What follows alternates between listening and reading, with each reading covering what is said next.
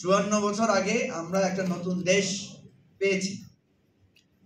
সেই দেশটা এমনি এমনি পাই নাই, আমাদেরকে যুদ্ধ করতে হয়েছে, লম্বা সংগ্রাম করতে হয়েছে, জীবন দিতে হয়েছে, রক্তের উপর দাঁড়িয়ে আমরা দেশটা পাইছি। দেশটা কেন পাইলাম?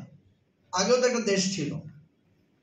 এর পাওয়ার পেছনে আমাদের মূল যুক্তি ছিল যে আমাদের দেশটাতে আমাদের স্বাধীনতা নাই, আমাদের অধিকার নাই। পশ্চিম পাকিস্তানিরা আমাদেরকে তাদের সমমর্যাদায় দেয় নাই, তারা আমাদেরকে শোষণ করেছে। আমরা যখন অধিকারের কথা বলেছি আমাদেরকে গুলি করেছে, আমাদেরকে নির্যাতন করেছে। তো এই যে 9 মাস যুদ্ধ করে লক্ষ মানুষের জীবনের বিনিময়ে রক্তের সাগর পেরিয়ে আমরা যে দেশটা পেলাম, সেই দেশটার মাধ্যমে আমরা একটা স্বাধীন ভূখণ্ড পেয়েছি, আমরা একটা সবুজ লাল পতাকা পেয়েছি, আমরা আমাদের একটা রাষ্ট্র, এটা আমার দেশ এরকম বলার একটা জায়গা পেয়েছি। এটা কিন্তু কম না, অনেক বড় কিছু, বড় পাওয়া। কিন্তু আরো যে পাওয়াটার আশা আমাদের ছিল যে আমাদেরকে কেউ শোষণ করবে না, আমরা স্বাধীনভাবে নিজের পথে নিজের মত অনুসারে আমরা চলবো, আমাদের একটা ক্ষমতা থাকবে, আমরা নিজে নির্বাচন করে আমাদের প্রতিনিধি নির্বাচন করব, আমার যা মত পথ আছে সেই মত এবং পথে আমি চলবো, আমার দেশের অর্থনীতি, আমার দেশের মানুষ না খেয়ে মরবে না, আমার দেশের মানুষ ফুটপাতে ঘুমাবে না, আমার দেশের মানুষকে ঘুষ দিয়ে চাকরি পেতে হবে না, আমার নারীরা রাস্তায় চলাফেরা করতে গিয়ে ইফটিজিং এর শিকার হবে না, বৈষম্যের শিকার হবে না, অসম্মানের শিকার হবে না। এই প্রত্যাশা ছিল না? জি। এগুলো কি পূর্ণ হয়েছে? না, এগুলো পূর্ণ হয় নাই। এগুলো পূর্ণ না হওয়ার কারণে মানুষ আবার রাজপথে নেমে আসছে। শেখ মুজিবুর রহমানকে মানুষ মনে করেছিল উনি আমাদের জাতির মুক্তিদাতা, উনি আমাদের গণতন্ত্রের মূল প্রতীক। কিন্তু মানুষ দেখলো যে উনিও মসনদে বসে, সিংহাসনে বসে উনিও আমাদের জনগণের কথা ভুলে গেছে।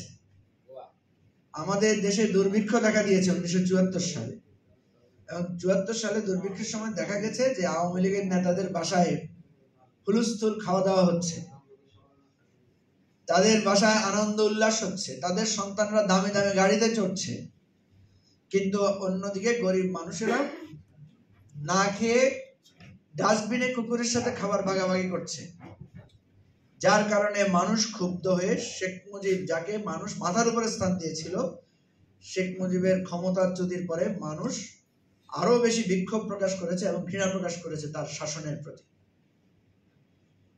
এরপরে প্রত্যেকবার মানুষ সংগ্রাম করেছে, 90-এ সংগ্রাম করেছে, আর গত 2024-এর যে দীর্ঘ আন্দোলনের শেষ সমাপ্তি 5ই আগস্ট, সেখানেও দেখবেন আমাদের একই বঞ্চনার শিকার আমরা। দেখেছেন না? এক লোক ছাগল কিনতেছে কত টাকা দিয়ে? 15 লাখ টাকা দিয়ে ছাগল কিনতে গেছে।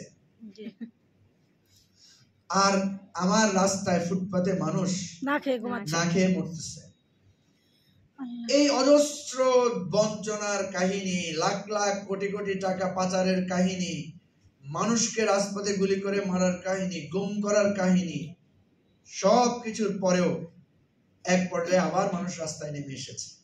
আমরা একটা নতুন বাংলাদেশের স্বপ্ন দেখছি। এখন কথা হচ্ছে, এই স্বপ্ন পূর্ণ হবে না আবার আমরা হতাশ হব? এই স্বপ্ন কি বাস্তবায়িত হবে না আবার আমরা হতাশ হব? বারবার আমরা রক্ত দিব, বারবার আমাদের লোকেরা জীবন দিবে, বারবার আমরা শুধু স্বপ্নই দেখতে থাকবো, কিন্তু যেই চেয়ারে যাবে, যেই মসনদে বসবে, যেই শাসন ক্ষমতায় বসবে, সে আমাদের রক্তের কথা ভুলে যাবে, সে আমাদের এই প্রত্যাশার কথা ভুলে যাবে, সে একটিবারের জন্য ভাববে না যে তাকে বসানো হয়েছে এই মানুষের দুঃখ কষ্ট দূর করার জন্য। সুতরাং আমাদের সবাইকে এটার জন্য ঐক্যবদ্ধ হতে হবে, জাগ্রত হতে হবে, সবাইকে এক কাতারে আসতে হবে। যে যে দল করেন, যে যে ধর্মের অনুসারী, যে যে অঞ্চলের বাসিন্দা, সবার উপরে আমরা এই জন্য বলেছি, সবার উপরে কি? সবার উপরে দেশ। এই দেশকে যদি আপনি বদলাতে না পারেন, এই দেশকে যদি মানুষের কল্যাণের জন্য গড়ে তুলতে না পারেন, তাহলে আমাদের ডাকে, আমাদের আহ্বানে মানুষ আর রাস্তায় আসবে না। সুতরাং এবি পার্টির যে সমস্যা সমাধানের রাজনীতি, বাংলাদেশে পরিবর্তনের যে রাজনীতি, এই রাজনীতিটা আমাদেরকে মানুষের কাছে তুলে ধরতে হবে এবং এই তুলে ধরার মাধ্যমে এই রাষ্ট্রটাকে